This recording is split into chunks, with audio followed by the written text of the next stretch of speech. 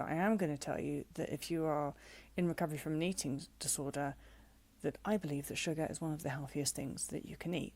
Now, if you think about it from just a common sense point of view, if you're in energy deficit, well, what is sugar? Energy. Yeah. So think about it. Deficit of energy. How do we fix a deficit of energy? We fix it with energy. Let's say your ancestor and my ancestor are walking through the rocky wilderness and we haven't had enough to eat for a couple of days. And we come upon a forest and we find a beehive. Here's what we don't do. We don't say, oh, that was a delicious little taste of sugar. That's all I need. We are going to say, empty the whole hive. We're starving.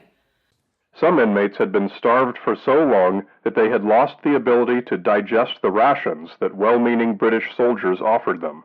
Within minutes of taking a biscuit, some inmates just passed away. Many of you will have experienced, often earlier in the days of recovery, that about 20 minutes to 60 minutes after a meal, you'll feel dizzy, weak, sweaty, uncomfortable, nauseated, just not right.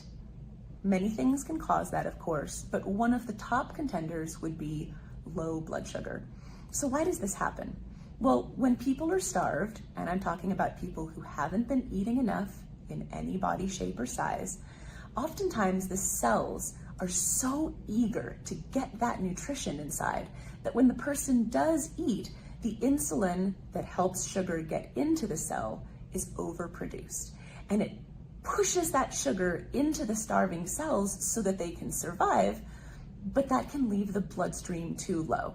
So you always want to break the fast with keto-friendly foods and do it slowly and gradually go into fasting over a period of time so you don't shock the system. I just want to bring this point up because I did have someone actually faint after 2 days of fasting, and it was because they did not have enough nutrients, and then they broke the fast with a higher carbohydrate meal. She got sent in the cardiac arrest almost. See, refeeding syndrome doesn't happen to everyone, but for some reason, for me, it happens every time. And being this malnourished, it's a whole new science, and it's never been documented. So everything Rod and I have experienced, it's only based on our experience. And because I'm so low now still, I can go into refeeding at any time. And what that means is, let's say I just ate something right now. My heart, let's say lying down, my heart will beat at, let's say, 150 beats a minute. So I will actually drop weight. And that's an unfortunate side effect of introducing calories. From what's recorded historically and what's known today, it does indeed appear that fatal refeeding syndrome was responsible for at least some substantial portion of those 14,000 post-liberation deaths. I will start with as night sweats, symptom of hypermetabolism.